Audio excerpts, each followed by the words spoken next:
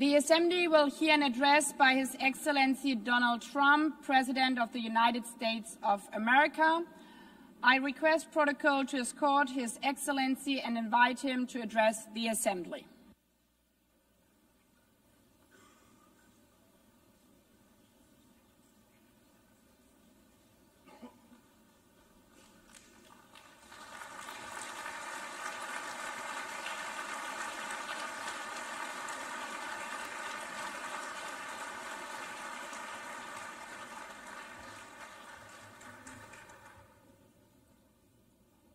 Thank you very much.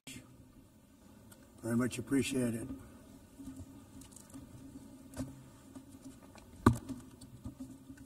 And I don't mind making the speech without a teleprompter, because the teleprompter is not working.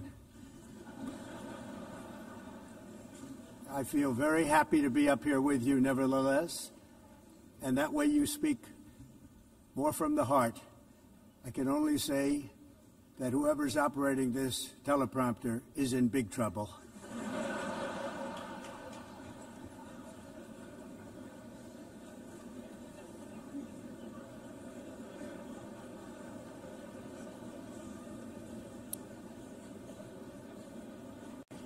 Hello, Madam First Lady. Thank you very much for being here.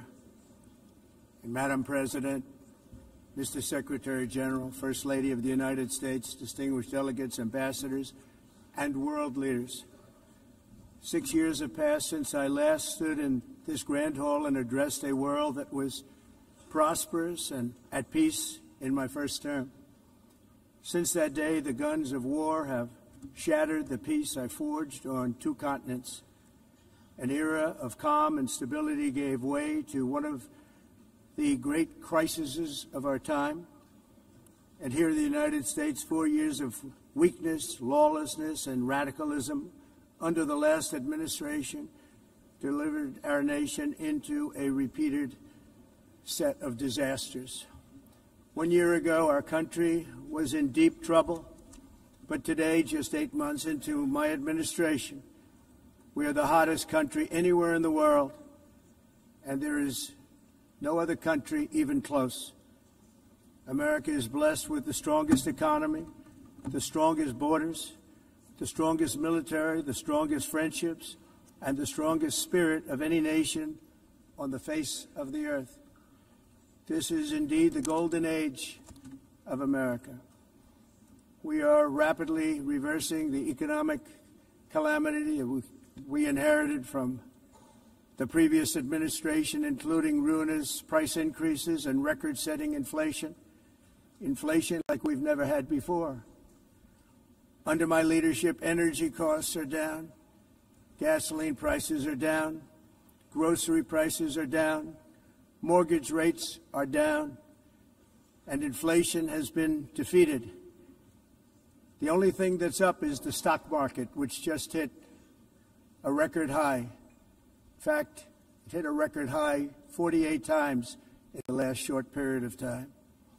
Growth is surging, manufacturing is booming. The stock market, as I said, is doing better than it's ever done. And all of you in this room benefit by that, almost everybody. And importantly, workers' wages are rising at the fastest pace in more than 60 years. And that's what it's all about, isn't it? In 4 years of President Biden, we had less than $1 trillion of new investment into the United States. In just 8 months since I took office, we have secured commitments and money already paid for $17 trillion. Think of it, 4 years, less than $1 trillion, 8 months, much more than $17 trillion is being invested in the United States. And it's now pouring in from all parts of the world. We've implemented the largest tax cuts in American history and the largest regulation cuts in American history, making this once and again the best country on earth to do business. And many of the people in this room are investing in America, and it's turned out to be an awfully good investment during this 8-month period. In my first term, I built the greatest economy in the history of the world. We had the best economy ever, history of the world. And I'm doing the same thing again, but this time it's actually much bigger and even better. The numbers far surpass my record-setting first term. On our southern border, we have successfully repelled a colossal invasion, and for the last 4 months, and that's 4 months in a row, the number of illegal aliens admitted and entering our country has been 0. Hard to believe, because if you look back just a year ago, it was millions and millions of people pouring in from all over the world, from prisons, from mental institutions, drug dealers. All over the world they came. They just poured into our country with the ridiculous open border policy of the Biden administration. Our message is very simple. If you come illegally into the United States, you're going to jail, or you're going back to where you came from, or perhaps even further than that. You know what that means. I want to thank the country of El Salvador for the successful and professional job they've done in receiving and jailing so many criminals that entered our country. And it was under the previous administration that the number became record-setting, and they're all being taken out. We have no choice. And other countries have no choice, because other countries are in the exact same situation with immigration. It's destroying your country, and you have to do something about it. On the world stage, America is respected again like it has never been respected before. You think about 2 years ago, 3 years ago, 4 years ago, or 1 year ago, we were a laughingstock all over the world. At the NATO summit in June, virtually all NATO members formally committed to increase defense spending, at my request, from 2% to 5% of GDP, making our alliance far stronger and more powerful than it was ever before.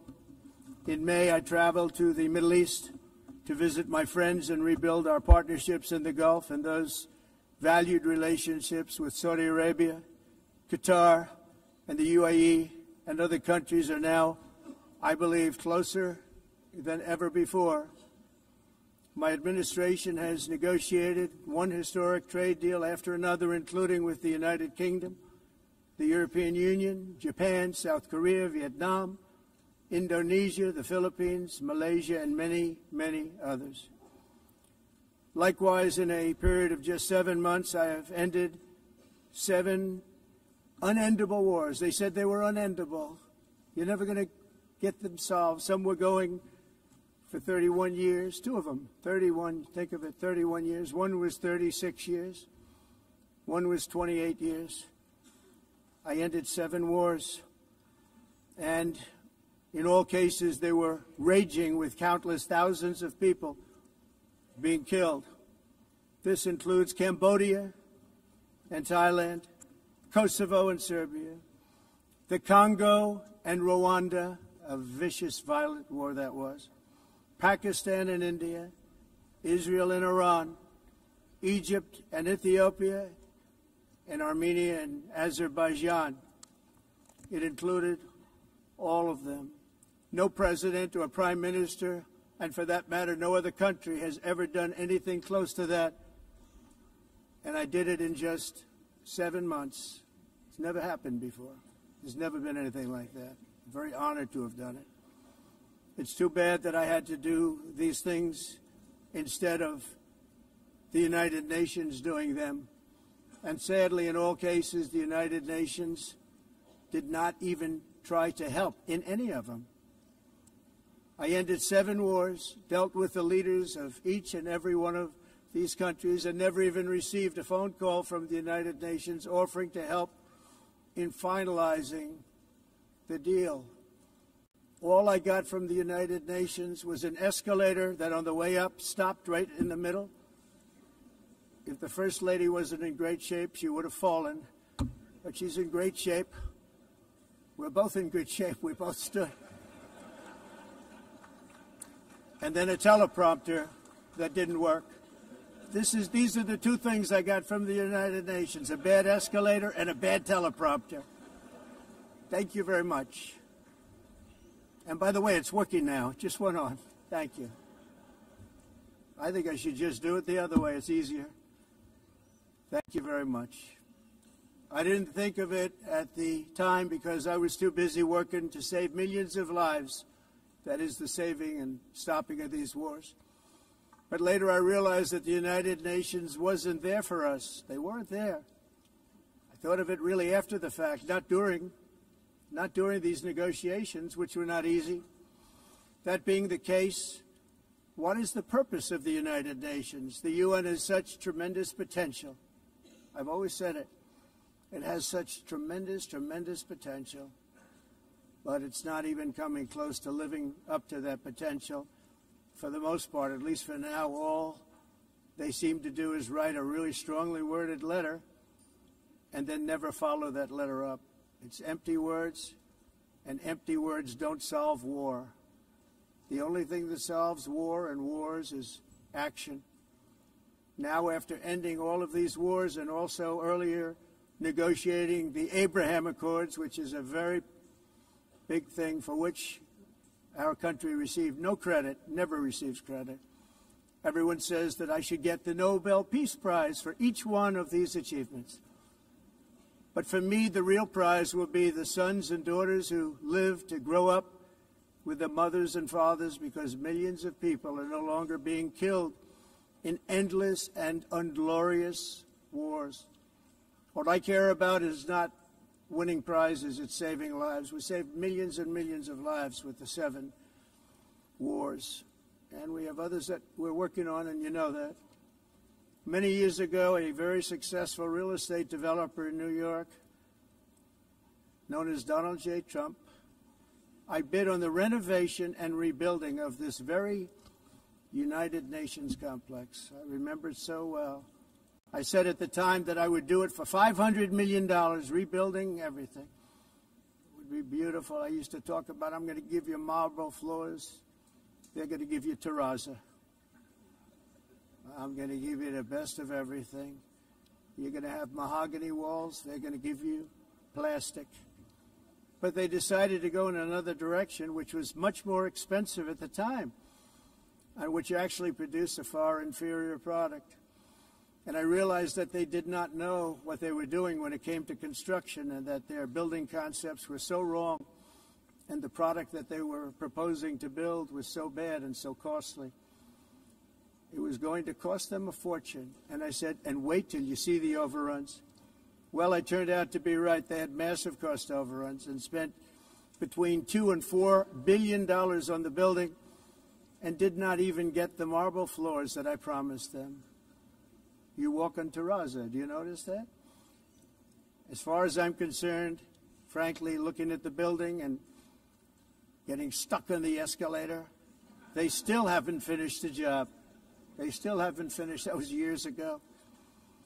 The project was so corrupt that Congress actually asked me to testify before them on the tremendous waste of money, because it turned out that they had no idea what it was, but they knew it was anywhere between $2 and $4 billion as opposed to $500 million with a guarantee. But they had no idea, and I said it cost much more than $5 billion. Unfortunately, many things in the United Nations are happening just like that, but on an even much bigger scale, much, much bigger. Very sad to see. Whether the UN can manage to play a productive role, I've come here today to offer the hand of American leadership and friendship to any nation in this assembly that is willing to join us in forging a safer, more prosperous world. And it's a world that we'll be much happier with. A dramatically better future is within our reach. But to get there, we must reject the failed approaches of the past and work together to confront some of the greatest threats in history. There is no more serious danger to our planet today than the most powerful and destructive weapons ever devised by man, of which the United States, as you know, has many. Just as I did in my first term, I've made containing these threats a top priority, starting with the nation of Iran. My position is very simple. The world's #1 sponsor of terror can never be allowed to possess the most dangerous weapon. That's why, shortly after taking office, I sent the so-called Supreme Leader a letter making a generous offer. I extended a pledge of full cooperation in exchange for a suspension of Iran's nuclear program. The regime's answer was to continue their constant threats to their neighbors and U.S. interests throughout the region and some great countries that are right nearby. Today, many of Iran's former military commanders, in fact, I can say almost all of them, are no longer with us. They're dead. And 3 months ago, in Operation Midnight Hammer, 7 American B-2 bombers dropped the 14 30,000-pound each bombs on Iran's key nuclear facilities, totally obliterating everything. No other country on earth could have done what we did. No other country has the equipment to do what we did. We have the greatest weapons on earth. We hate to use them. But we did something that for 22 years people wanted to do. With Iran's nuclear enrichment capacity demolished, I immediately brokered an end to the 12-day war, as it's called, between Israel and Iran, with both sides agreeing to fight no longer. As everyone knows, I have also been deeply engaged in seeking a ceasefire in Gaza. Have to get that done. Have to get it done. Unfortunately, Hamas has repeatedly rejected reasonable offers to make peace. We can't forget October 7th, can we? Now, as if to encourage continued conflict, some of this body is seeking to unilaterally recognize a Palestinian state. The rewards would be too great for Hamas terrorists for their atrocities. This would be a reward for these horrible atrocities, including October 7th, even while they refuse to release the hostages or accept a ceasefire. Instead of giving to Hamas and giving so much, because they've taken so much, this could have been solved so long ago. But instead of giving in to Hamas's ransom demands, those who want peace should be united with one message: release the hostages now. Just release the hostages now. Thank you.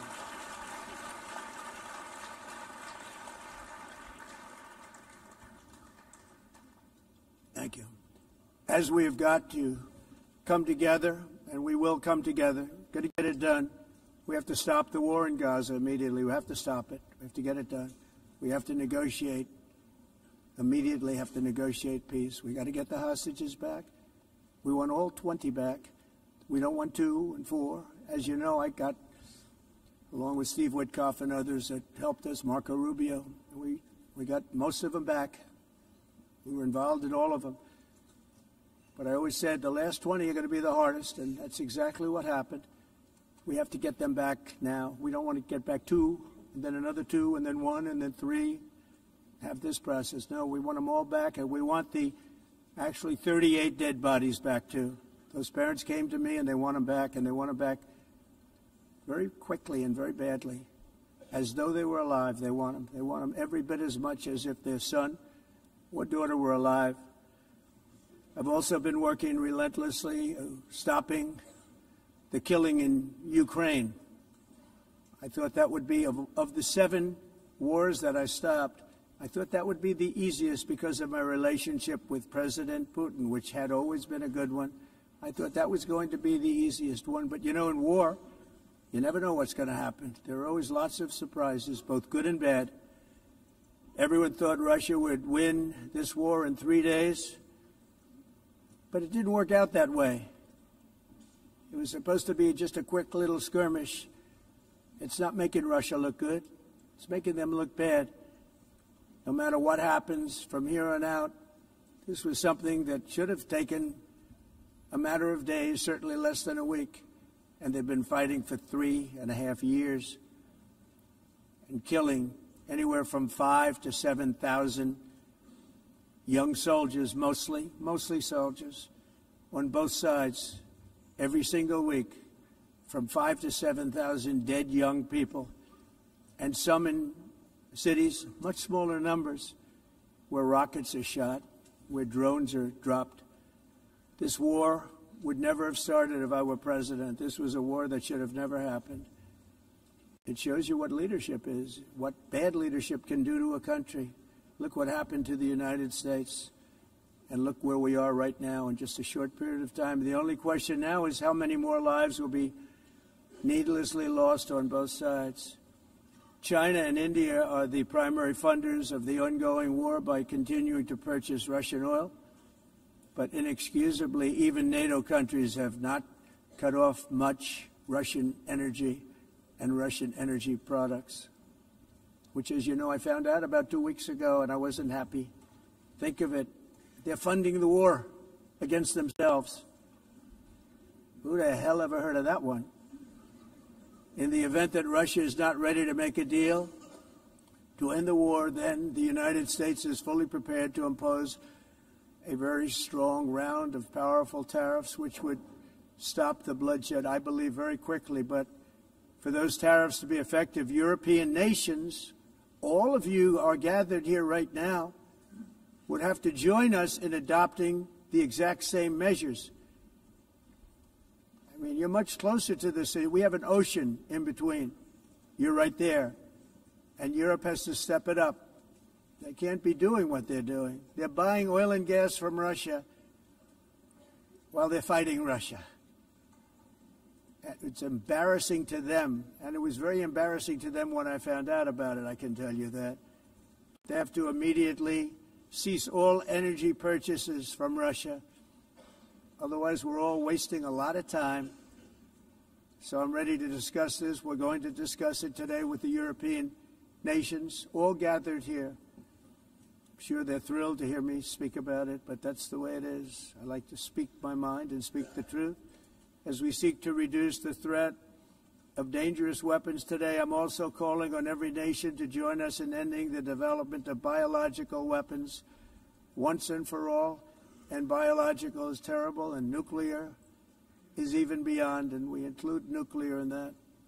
We want to have a cessation of the development of nuclear weapons. We know, and I get to view it all the time. Sir, would you like to see? And I look at weapons that are so powerful that we just can't ever use them. If we ever use them, the world literally might come to an end. There would be no United Nations to be talking about. There would be no nothing. Just a few years ago, reckless experiments overseas gave us a devastating global pandemic. Yet despite that worldwide catastrophe, many countries are continuing extremely risky research into bioweapons and man-made pathogens. This is unbelievably dangerous. To prevent potential disasters, I'm announcing today that my administration will lead an international effort to enforce biological weapons convention, which is going to be meeting with the top leaders of the world by pioneering an AI verification system that everyone can trust. Hopefully the UN can play a constructive role, and it will also be one of the early projects under AI. Let's see how good it is, because a lot of people are saying it could be one of the great things ever, but it also can be dangerous, but it can be put to tremendous use and tremendous good, and this would be an example of that. Not only is the UN not solving the problems it should, too often, it's actually creating new problems for us to solve. The best example is the #1 political issue of our time, the crisis of uncontrolled migration. It's uncontrolled. Your countries are being ruined. The United Nations is funding an assault on Western countries and their borders. In 2024, the UN budgeted $372 million in cash assistance to support an estimated 624,000 migrants journeying into the United States. Think of that. The UN is supporting people that are illegally coming into the United States, and then we have to get them out. The UN also provided food, shelter, transportation, and debit cards to illegal aliens. Can you believe that? On the way to infiltrate our southern border. Millions of people came through that southern border. Just a year ago, millions and millions of people were pouring in, 25 million altogether over the 4 years of the incompetent Biden administration. And now we have it stopped, totally stopped. In fact, they're not even coming anymore because they know they can't get through. But what took place is totally unacceptable. The UN is supposed to stop invasions, not create them and not finance them. In the United States, we reject the idea that mass numbers of people from foreign lands can be permitted to travel halfway around the world, trample our borders, violate our sovereignty, cause unmitigated crime, and deplete our social safety net. We have reasserted that America belongs to the American people, and I encourage all countries to take their own stand in defense of their citizens as well. You have to do that because I see it. I'm not mentioning names. I see it, and I can call every single one of them out. You're destroying your countries. They're being destroyed. Europe is in serious trouble. They've been invaded by a force of illegal aliens like nobody's ever seen before. Illegal aliens are pouring into Europe. Nobody is ever, and nobody's doing anything to change it, to get them out. It's not sustainable. And because they choose to be politically correct, they're doing just absolutely nothing about it. And I have to say, I look at London, where you have a terrible mayor, terrible, terrible mayor, and it's been so changed, so changed. Now they want to go to Sharia law, but you're in a different country. You can't do that. Both the immigration and their suicidal energy ideas will be the death of Western Europe if something is not done immediately. This cannot be sustained. What makes the world so beautiful is that each country is unique.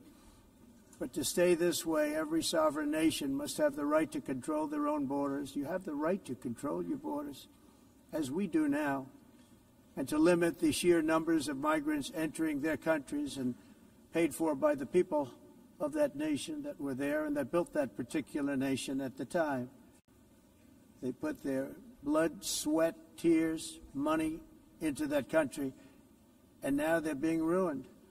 Proud nations must be allowed to protect their communities and prevent their societies from being overwhelmed by people they have never seen before, with different customs, religions, with different everything.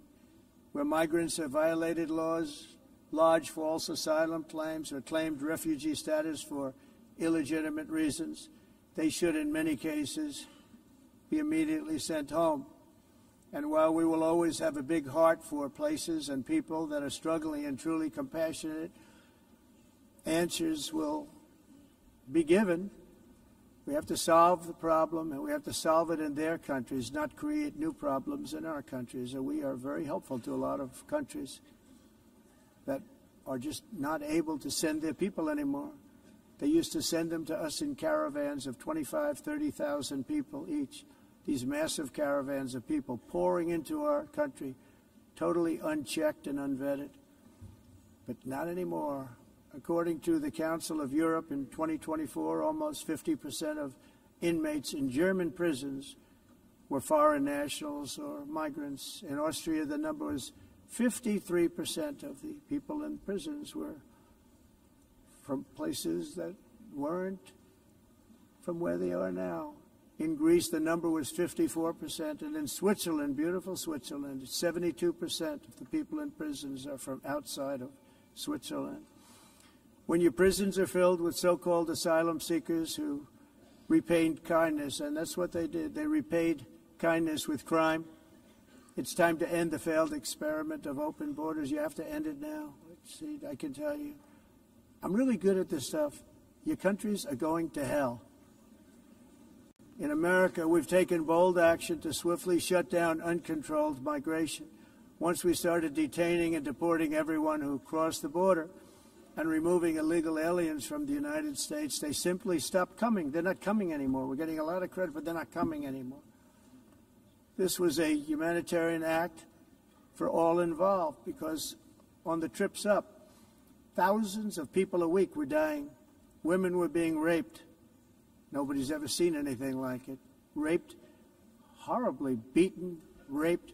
On the trip up, the journey up, it was a long walk. It was a long, arduous journey, indeed. And it was also a historic victory against human trafficking throughout the region. What we did was a victory, and we saved so many lives of people that wouldn't make the journey. That journey was loaded up with death. Loaded up with death. Dead bodies all along the roads of jungles to get up. They go through jungles, they go through areas so hot you couldn't breathe. They were dying of suffocation, areas so hot that you couldn't breathe. Dead bodies all over. By them not coming, we're saving tremendous numbers of lives. My people have done a fantastic job in doing what they did, and the American public agrees with it. I mean, I was very proud to see this morning I have the highest poll numbers I've ever had. Part of it is because of what we've done on the border. I guess the other part is what we've done on the economy. Joe Biden's policies empowered murderous gangs, human smugglers, child traffickers, drug cartels, and prisoners from all over the world. The previous administration also lost nearly 300,000 children. Think of that. They lost more than 300,000 children, little children, who were trafficked into the United States on the Biden watch, many of whom have been raped, exploited, and abused, and sold. Sold. Nobody talks about that. The fake news doesn't write about it. With many others, young children who are missing or dead. And we found a lot of these children, and we're sending them back. And we've been sending them back to their parents. They said, nobody knows who they are. They said, where do you come from? And they'll give us a country, and we'll find out, and we'll figure it out, and we'll bring them back to their homes. And the mother and father rush to the door, and their tears in their eyes. They can't believe that they're seeing their son or daughter, their little son or daughter again. We've done almost 30,000 of them so far. Any system that results in the mass trafficking of children is inherently evil. Yet that is exactly what the globalist migration agenda has done, and it's what it's all about. In America, those days, as you know, are over. The Trump administration is working, and we are continuing to work to track down the villains that are causing this problem, and also, as I said, to get back the 30,000 we've already returned. Now I think we're going to have another. We're going to find a lot. You're not going to find all of them. 300, more than 300,000. They're lost or they're dead. They're lost or they're dead because of the animals that did this. To protect our citizens, I've also designated multiple savage drug cartels as far as and you see this, and you see it happening right before your eyes. Let's put it this way. People don't like taking big loads of drugs in boats anymore. There aren't too many boats that are traveling on the seas by Venezuela. They tend not to want to travel very quickly anymore. And we've virtually stopped drugs coming into our country by sea. We call them the water drugs. They kill hundreds of thousands of people. I've also designated multiple savage drug cartels as far as foreign terrorist organizations, along with two bloodthirsty transnational gangs, probably the worst gangs anywhere in the world, MS-13 and Tren de Aragua. Tren de Aragua is from Venezuela, by the way. Such organizations torture, maim, mutilate, and murder with impunity. They're the enemies of all humanity. For this reason, we've recently begun using the supreme power of the United States military to destroy Venezuelan terrorists and trafficking networks led by Nicolas Maduro. To every terrorist thug smuggling poisonous drugs into the United States of America, please be warned that we will blow you out of existence. That's what we're doing. We have no choice. Can't let it happen. They're destroying I believe we lost 300,000 people last year to drugs, 300,000. Fentanyl and other drugs. Each boat that we sink carries drugs that would kill more than 25,000 Americans. We will not let that happen. Energy is another area where the United States is now thriving like never before. We're getting rid of the falsely named renewables. By the way, they're a joke. They don't work. They're too expensive. They're not strong enough to fire up the plants that you need to make your country great. The wind doesn't blow. Those big windmills are so pathetic and so bad, so expensive to operate. And they have to be rebuilt all the time, and they start to rust and rot. Most expensive energy ever conceived, and it's actually energy. You're supposed to make money with energy, not lose money. You lose money, the governments have to subsidize. You can't put them out without massive subsidies. And most of them are built in China, and I give China a lot of credit. They build them, but they have very few wind farms. So why is it that they build them and they send them all over the world, but they barely use them? You know what they use? Coal. They use gas. They use almost anything, but they don't like wind. But they sure as hell like selling the windmills. Europe, on the other hand, is a long way to go, with many countries being on the brink of destruction because of the green energy agenda. And I give a lot of credit to Germany. Germany was being led down a very sick path, both on immigration, by the way, and on energy. They were going green, and they were going bankrupt. And the new leadership came in, and they went back to where they were, with fossil fuel and with nuclear, which is good. It's now safe. You can do it properly. But they went back to where they were, and they opened up a lot of different plants, energy-producing plants, and they're doing well. I give Germany a lot of credit for that. They've said this is a disaster, what's happening. They were going all green. All green is all bankrupt. That's what it represents. And it's not politically correct. I'll be very badly criticized for saying it, but I'm here to tell the truth. I don't care. It doesn't matter to me. I'm in New York City. I'm feeling a lot safer. Crime, we're getting crime down. And by the way, speaking of crime, Washington, D.C. Washington, D.C. was the crime capital of America. Now it's a totally, after 12 days, it's a totally safe city. Everyone's going out to dinner. They're going out to restaurants. Your wife can walk down the middle of the street with or without you. Nothing's going to happen.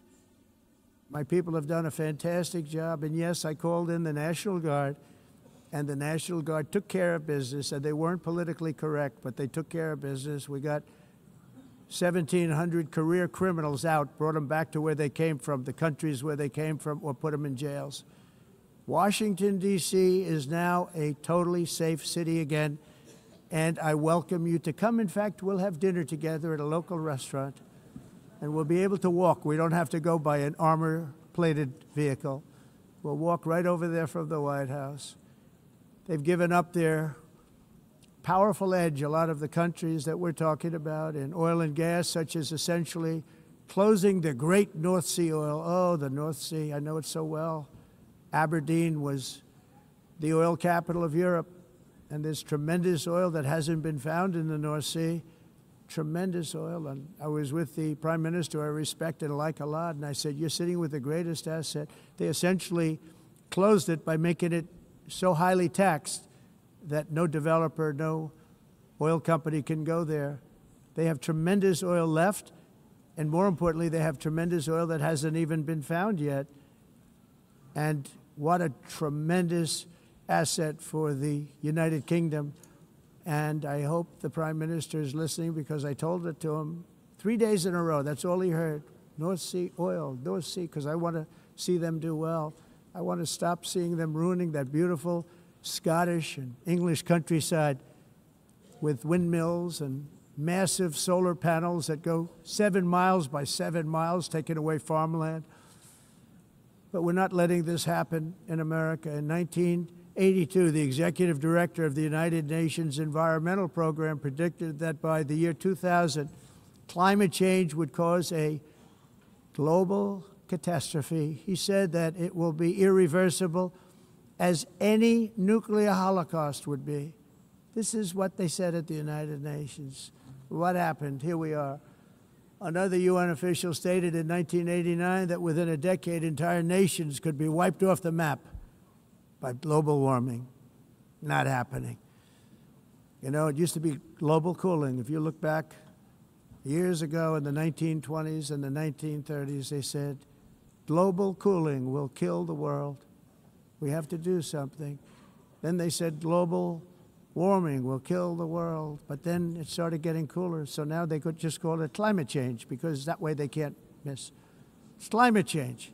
Because if it goes higher or lower, whatever the hell happens, there's climate change. It's the greatest con job ever perpetrated on the world, in my opinion. Climate change, no matter what happens, you're involved in that. No more global warming, no more global cooling. All of these predictions made by the United Nations and many others, often for bad reasons, were wrong. They were made by stupid people that have cost their countries fortunes and given those same countries no chance for success. If you don't get away from this green scam, your country is going to fail. And I'm really good at predicting things, you know. They actually said during the campaign they had a hat, the best-selling hat. Trump was right about everything. And I don't say that in a braggadocious way, but it's true. I've been right about everything. And I'm telling you that if you don't get away from the green energy scam, your country is going to fail. And if you don't stop people that you've never seen before, that you have nothing in common with, your country is going to fail. I'm the President of the United States, but I worry about Europe. I love Europe. I love the people of Europe. And I hate to see it being devastated by energy and immigration. This double-tailed monster destroys everything in its wake, and they cannot let that happen any longer. You're doing it because you want to be nice. You want to be politically correct, and you're destroying your heritage. They must take control strongly and immediately of the unmitigated immigration disaster and the fake energy catastrophe before it's too late. The carbon footprint is a hoax made up by people with evil intentions, and they're heading down a path of total destruction. You know, the carbon footprint was a big, big thing a few years ago. I remember hearing about the carbon footprint, and then President Obama would get into Air Force One, a massive Boeing 747, and not a new one, an old one with old engines that spew everything into the atmosphere. He'd talk about the carbon footprint, we must do so. Then he'd get in and he'd fly from Washington to Hawaii to play a round of golf. And then he'd get back onto that big, beautiful plane and he'd fly back and he'd talk about, again, global warming and the carbon footprint. It's a con job. At extreme cost and expense, Europe reduced its own carbon footprint by 37%. Think of that. Congratulations, Europe. Great job. You cost yourself a lot of jobs, a lot of factories closed, but you reduced the carbon footprint by 37%. However, for all of that sacrifice and much more, it's been totally wiped out and then some by a global increase of 54%. Much of it coming from China and other countries that are thriving around China, which now produces more CO2 than all the other developed nations in the world. So all of these countries are working so hard on the carbon footprint, which is nonsense, by the way. It's nonsense. You know, it's interesting. In the United States, we have still radicalized environmentalists, and they want the factories to stop. Everything should stop. No more cows. We don't want cows anymore. I guess they want to kill all the cows. They want to do things that are just unbelievable, and you have it too. But you know, we have a border, strong, and we have a shape, and that shape doesn't just go straight up. That shape is amorphous when it comes to the atmosphere. And if we had the most clean air, and I think we do, we have very clean air. We have the cleanest air we've had in many, many years. But the problem is that other countries, like China, which has air that's a little bit rough. It blows. And no matter what you're doing down here, the air up here tends to get very dirty because it comes in from other countries where their air isn't so clean. And the environmentalists refuse to acknowledge that. Same thing with garbage. In Asia, they dump much of their garbage right into the ocean. And over about a 1 week and 2 week journey, it flows right past Los Angeles. You've seen it. Massive amounts of garbage, almost too much to do anything about, flowing past Los Angeles, past San Francisco, and then somebody will get in trouble because he dropped a cigarette on the beach. The whole thing is crazy. The primary effect of these brutal green energy policies has not been to help the environment, but to redistribute manufacturing and industrial activity from developed countries that follow the insane rules that are put down to polluting countries that break the rules and are making a fortune. They're making a fortune. European electricity bills are now 4 to 5 times more expensive than those in China, and 2 to 3 times higher than the United States. And our bills are coming way down. You probably see that our gasoline prices are way down. You know, we have an expression, drill, baby, Nós drill. reduzimos os custos de energia porque nós faremos como vamos fazer tudo isso, reduzir os custos de energia, e os custos diminuíram nos Estados Unidos. Por exemplo, se você olhar nos países em faturas de energia, mas nós nos Estados Unidos conseguimos usar eles e evitar aumento da temperatura, porque é muito caro também usar nada e ninguém usa isso.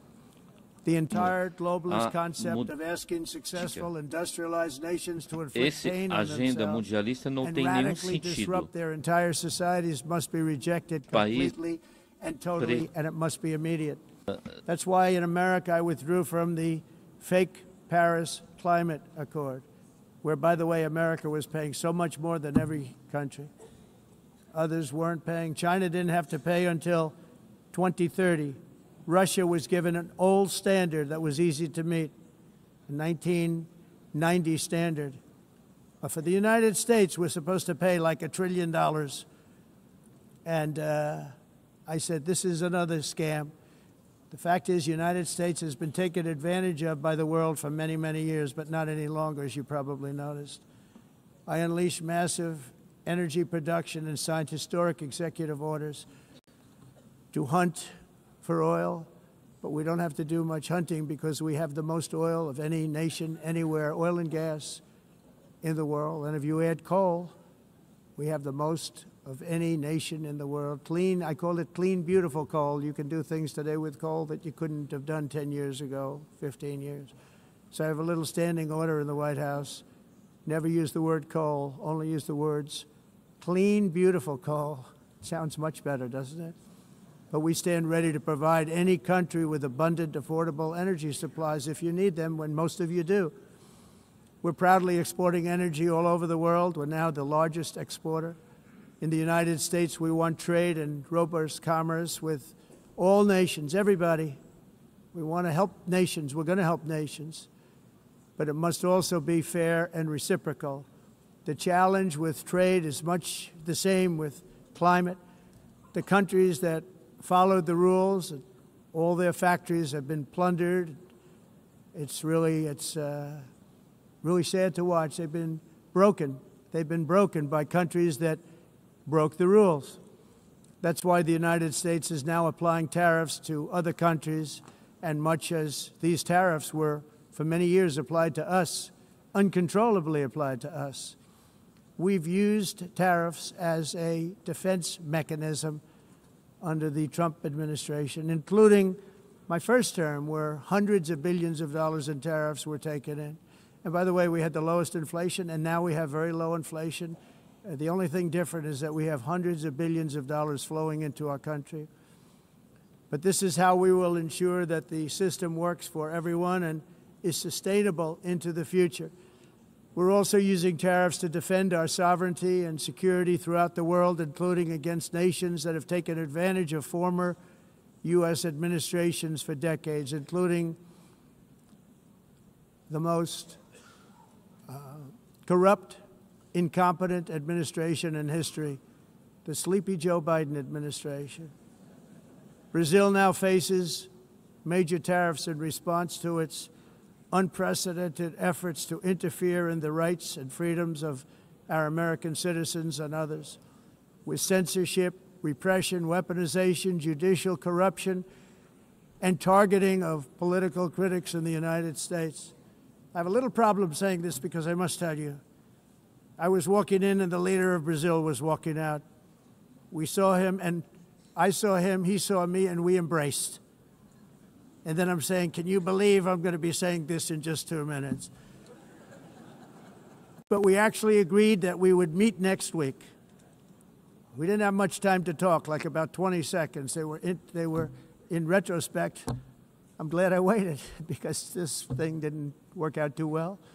But we did talk, we had a good talk, and we agreed to meet next week, if that's of interest. But he seemed like a very nice man, actually. He liked me, I liked him. But if you, and I only do business with people I like. When I don't like them, I don't like them. But we had, at least for about 39 seconds, we had excellent chemistry. It's a good sign. But also in the past, Brazil, can you believe this, unfairly tariffed our nation, but now because of our tariffs, we are hitting them back, and we're hitting them back very hard. As president, I will always defend our national sovereignty and the rights of American citizens. So I'm very sorry to say this, that Brazil is doing poorly and will continue to do poorly. They can only do well when they're working with us. Without us, they will fail, just as others have failed. It's true. Next year, the United States will celebrate the 250th anniversary of our glorious independence, a testament to enduring power and American freedom and spirit. We will also be proudly hosting the 2026 FIFA World Cup, and shortly thereafter the 2028 Olympics, which is going to be very exciting. I hope you all come. I hope that countless people from all over the globe will take part of these will be great celebrations of liberty and human achievement, and that together we all can rejoice in the miracles of history that began in July 4th, 1776, when we founded the light to all nations. And it's something really that an amazing thing came out of that date. It's called the United States of America. In honor of this momentous anniversary, I hope that all countries who find inspiration in our example will join us in renewing our commitment, values, and those values really that we hold so dear together. Let us defend free speech and free expression. Let us protect religious liberty, including for the most persecuted religion on the planet today. It's called Christianity. And let us safeguard our sovereignty and cherish qualities that have made each of our nations so special, incredible, and extraordinary. In closing, I just want to repeat that immigration and the high cost of so-called green renewable energy is destroying a large part of the free world and a large part of our planet. Countries that cherish freedom are fading fast because of their policies on these two subjects. You need strong borders and traditional energy sources if you are going to be great again.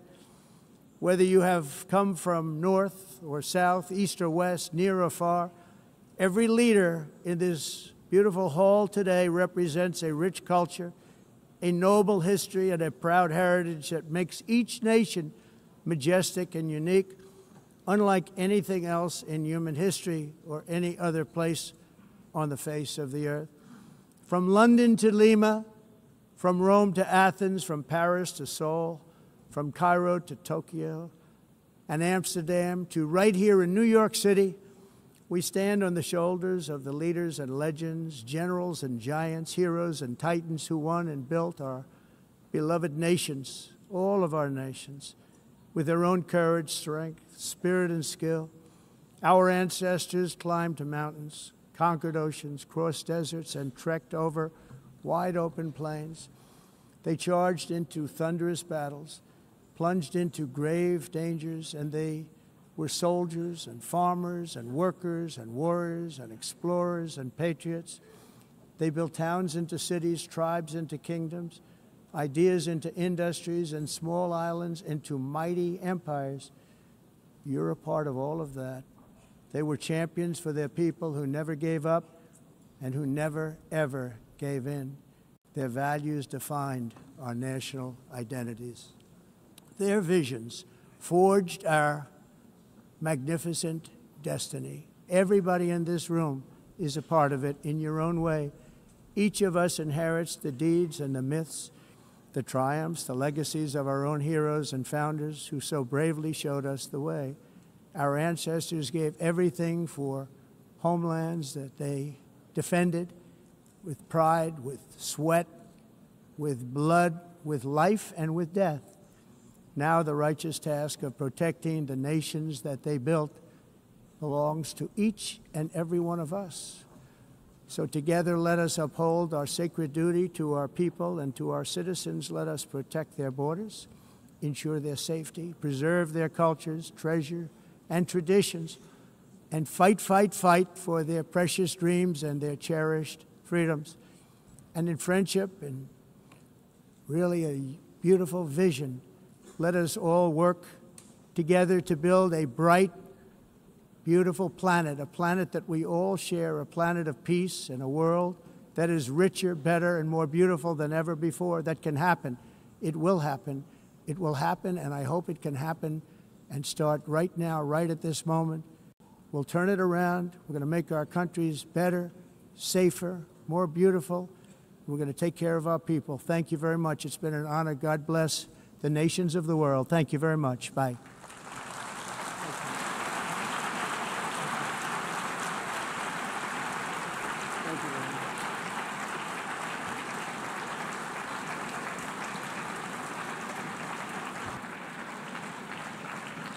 On behalf of the Assembly, I wish to thank the President of the United States,